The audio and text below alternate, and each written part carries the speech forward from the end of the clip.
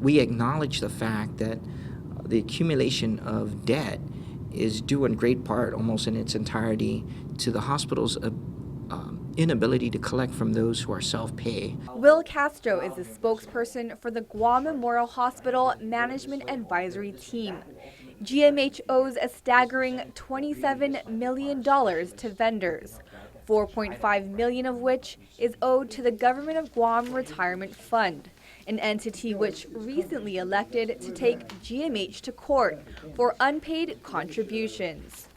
HMAT did discuss the retirement fund issue, and I can tell you that the chief fiscal advisor to the governor, to include the governor himself and the legal team, are actively working on finding ways to meet that challenge.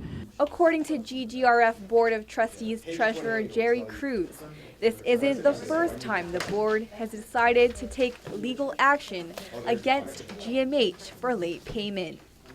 Matter of fact, before GGRF could file their lawsuit the last time, government bond was taken out to essentially bail out the hospital.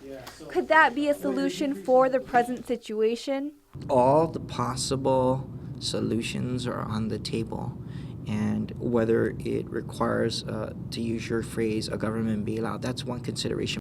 Committee on Health Chair Senator Dennis Rodriguez. For me personally, that's not something that I really would like to see happen now.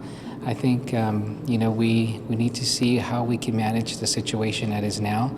There are options that we have on the table. I've introduced a bill to kind of provide one of those options to offset some of the taxes of our vendors. Castro said the HMAT team continues to meet bi-weekly to review cost-cutting measures it has already implemented, as well as answer the most pressing question, finding supplemental sources of revenue.